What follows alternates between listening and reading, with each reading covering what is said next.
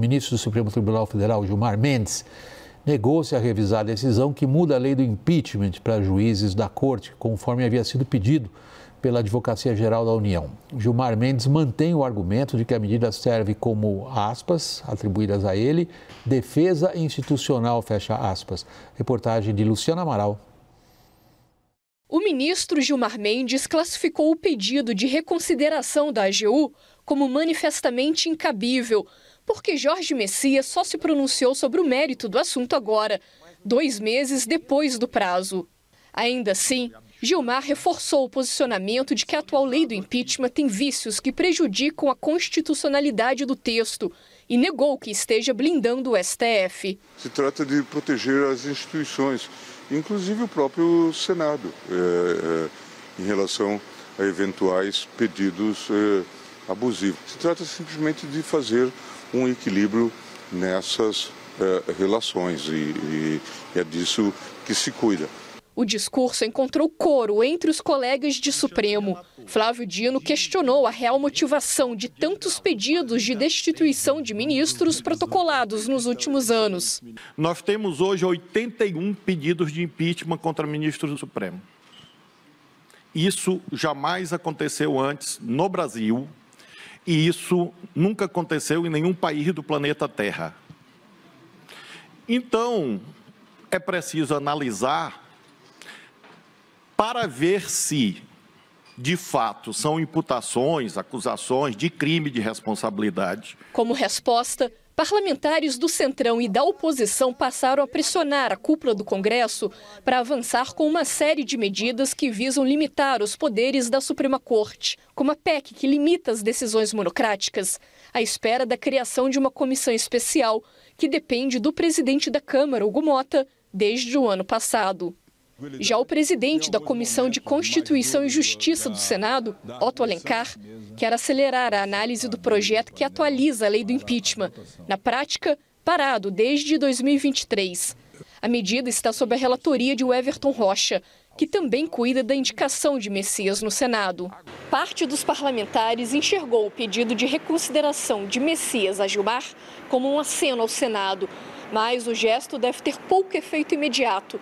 O atual advogado-geral da União continua sofrendo resistência no Senado.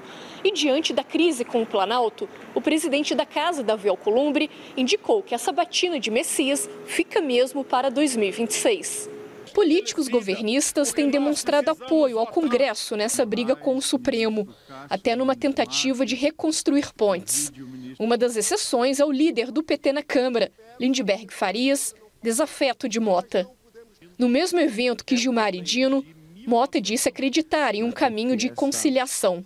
Essa radicalização, quando ela se dá de maneira institucional, todo o país perde. Walter, eu gostaria de voltar às palavras do ministro Gilmar Mendes, quando ele disse que a liminar por ele proferida ontem tem como objetivo, pelo menos ele ressaltou isso, proteger as instituições. Bom, é parte da nossa regra do jogo, está na nossa Constituição, que até aqui qualquer cidadão podia entrar com um pedido de impeachment de um ministro, está na nossa Constituição. Até aqui o STF não parecia desprotegido em relação a isso. Ele também ressalta que se trata de equilíbrio nas relações, por exemplo, com o Senado. Significaria, então, pelo contrário, que este equilíbrio estava desequilibrado, Walter? William, essa manifestação do ministro Gilmar Mendes precisa ser enquadrada no devido lugar. Por que eu estou falando isso? Porque se trata, atenção, de uma medida liminar acautelatória. E quando cabe uma liminar? Quando há urgência. A necessidade de urgência, de solucionar um problema imediato, um problema da hora. Esse era o caso. Nós estamos falando de uma liminar que tem que ser dada só em urgência. Ora, a lei é de 1950, apoiada na Constituição Democrática de 46. Vigorou até agora. De repente, sem nenhuma urgência, atenção, nenhuma urgência, o ministro Gilmar Mendes fala, com pitadas de paranoia, em proteção institucional. Outro ponto, a medida cautelar só pode ser concedida se ela tiver aquilo que se diz em latim fumus boni iuris, uma fumaça do bom direito. Ora, a decisão do ministro Mendes, Gilmar Mendes, não está apoiada na fumaça do bom direito, ao contrário, na fumaça do mau direito. Por quê? Porque blinda, porque põe para fora da Constituição o próprio conceito de democracia. Quando vê o étimo, demos e kratos, é o poder do povo. Numa democracia, quem comanda é o povo. E o povo pode sim, assim como ele elege os seus representantes, ele pode, por mecanismos, por instrumentos legais, por freios e contrapesos, pedir o quê? Pedir a cassação de ministros.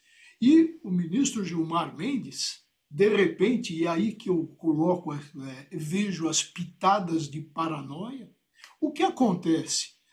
Em primeiro lugar, há que se ser cidadão, tem que se juntar um título eleitoral. O cidadão é o votante, é o eleitor. O que ele faz? Ele apresenta o seu pedido, que passa por um primeiro filtro, já que o presidente do Senado, e é o Senado que tem essa competência em casos de ministro do Supremo, ele faz, presidente, um filtro, ele tem esse poder discricionário e vai verificar o quê? Se é um pedido temerário, se tem algum fundamento, e arquiva liminarmente, sem mandar para a comissão, sem mandar para plenário. Então tem esse filtro. E isso tudo mostra que essa liminar não tinha nada de urgência, mas absolutamente nada. E com relação àquilo que eu chamei da fumaça do bom direito, numa democracia, já que quem comanda é o povo, basta a gente lembrar do Lincoln. A democracia é um regime do povo, para o povo e pelo povo. O Gilmar acabou com isso. Passou uma régua, tirou do cidadão, do eleitor, um importante instrumento democrático com relação à representatividade. Deixa eu ver, do ponto de vista político, como essas observações que você tem feito, acabou de reiterá-las aqui mais uma vez, Walter, repercutiu. Daniel, Flávio Dino e Gilmar Mendes, a gente pode dizer que nesse momento são as duas principais pontas de lança do lado político do STF, pelo menos na minha interpretação. Um lida com as emendas parlamentares, o outro como decano, tem atrás de si essa, digamos, esse modo de pensar a instituição, que é exatamente o que ele acabou de falar na reportagem da nossa Luciana Amaral. Como é que caiu, como é que foi digerido no mundo político em Brasília isso que o Walter Maior-Alviti acabou de ressaltar, passar uma régua em direitos do cidadão? Olha, William, só começar por uma curiosidade, a Luciana nos falou de 81 pedidos de impeachment que já existem, hoje foi protocolado, até havia uma dúvida, pode ou não pode protocolar diante da decisão liminar o 82º, apresentado por um vereador do Novo de Curitiba, mas a curiosidade é que é o pedido mais extenso até hoje apresentado, são 68 mil assinaturas, 850 páginas, 3 quilos de material em papel lá protocolados no Senado. No final das contas, na dúvida, se protocolou, vamos ver o que dá depois. Bom, hoje, William, Edson Fachin conversou por telefone com Davi Alcolumbre, uma apuração nossa aqui dos meus colegas Théo Cury e da Luciana Amaral.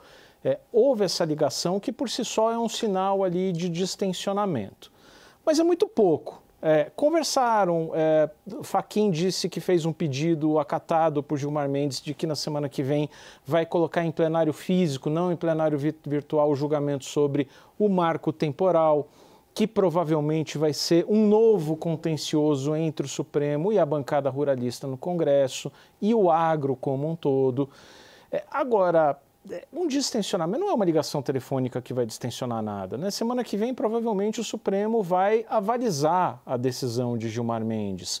Existe uma preocupação no Palácio do Planalto, mas, ao mesmo tempo, se vê isso como uma oportunidade de aproximação com Davi Alcolumbre, porque, olha, é a hora de fazer gestos, é a hora de chamar Davi Alcolumbre e mostrar que nessa a gente está do lado dele como o recurso da AGU. Mas o Planalto está do lado do Congresso, está numa briga com o Supremo, também não está. Então esses sinais todos são muito frágeis. Existe, ao mesmo tempo, uma pressão da oposição sobre o outro lado ali do Congresso, sobre a Câmara dos Deputados, para Hugo Mota colocar em votação alguns projetos que seriam uma resposta. A PEC que restringe decisões monocráticas, a PEC que permite ao Congresso reverter medidas do Supremo, decisões do Supremo, e a tendência de Hugo Mota, que sempre prefere colocar água na fervura, é não colocar isso em votação. A pressão continua, mas a aposta do Palácio do Planalto é que, como eu dizia ontem, vem recesso parlamentar, vem Natal, vem muita confraternização de fim de ano no mundo político e tudo isso serve para baixar a fervura. Walter, em que medida, na sua avaliação, eu vou fazer a questão a você mais pelo lado político, como você mesmo assinalou na sua intervenção até aqui, nós temos uma mudança grave no sentido das consequências e do alcance dela no ordenamento jurídico, com essa liminar cautelar. Ela altera de fato algo que durante 75 anos perdurou e ninguém se importou muito com isso. Ela cria uma situação institucional complicada. Como é que você vê isso se desdobrando? Eu vejo, William, por um lado mais profundo. O que representa essa possibilidade do cidadão, do eleitor, postular um impeachment? É um instrumento de democracia direta, da mesma maneira que funciona, se a gente pensar no voto distrital, quer seja misto, quer não, o recall. Ora, e no Congresso isso avança, está avançando, o Daniel pode até nos dar a posição desse avanço. Veja, nós estamos tratando agora de uma forma do quê? De democracia participativa direta, que se dá pelo voto distrital e pelo recall. O recall, para quem não sabe, é um cartão vermelho, é uma expulsão daquele que foi eleito. E isso vale também para juízes. Porque, William, você sabe bem, você conhece bem a Alemanha, morou lá, viveu lá. Nos tribunais da Alemanha e também nos tribunais da Itália, na Itália com letras garrafais, nas tribunas, nos tribunais, tem frases nas paredes que dizem o seguinte: uma decisão judiciária é em nome do povo, ou seja, o juiz decide em nome do povo. No Supremo, os ministros também decidem assim. Eles não são eleitos, mas são escolhidos por gente eleita. Assim como eles decidem em nome do povo, esse povo, na figura do cidadão, do eleitor, é evidente que tem esse instrumento de democracia direta. Atenção, democracia direta. Ou seja, apresentar um inconformismo com base naquilo que é visto pelo aquele que está requerendo como um crime de responsabilidade, um crime de natureza política. Daniel, retomando o ponto com o qual você encerrou sua intervenção até aqui, você nos relatou as esperanças políticas do Planalto, de que agora, fim do ano, todo mundo vai com a cabeça mais para as confraternizações, para as comemorações, para as datas festivas. Aí vem 2026, que o que se registrou nessas últimas horas de susto, foi um susto, apanhou todo mundo desprevenido. Você mesmo relatou isso aqui ontem no programa. isso passe. Isso é uma esperança infundada ou ao contrário? Me parece que tem essas ondas de susto, né, William? Você veja, ontem só se falava disso no Congresso. E aí os parlamentares, principalmente os senadores, diziam, olha, amanhã tem votação importante, é LDO, vai ter troco, vamos obstruir, vamos fazer alguma maldade contra o governo. E aí o que a gente viu foi um acordo, a gente vai falar disso no próximo bloco, o que a gente viu foi um acordo ali, trocar calendário de emendas por um alívio na meta fiscal. Então, realmente esses sustos passam. Na semana que vem, provavelmente a gente vai ter outro. Como eu disse, tem julgamento do marco temporal e tem a própria confirmação que vai gerar novo ruído da liminar do Gilmar Mendes. Agora, de novo, tem um janeiro longo pela frente. Em fevereiro, já quem diga, olha, fevereiro é o mês ideal para colocar Messias em votação. Obviamente tem uma ala que resiste, tem gente que está disposto a escalar nessa briga, e aí quem está disposto a escalar fala em protelar longos meses a sabatina de Jorge Messias no Senado.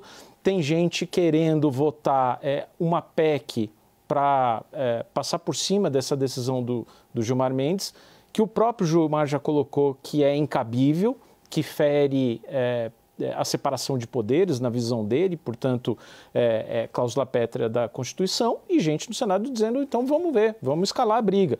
Agora, me parece que hoje a gente já tem indícios de que o pessoal do Deixa Disso já tem se colocado de forma mais forte, e que foi ótimo para manchetes, foi ótimo para mobilizar energia nas redes sociais e ativar a militância contra o Supremo, mas que é uma pauta de curta duração.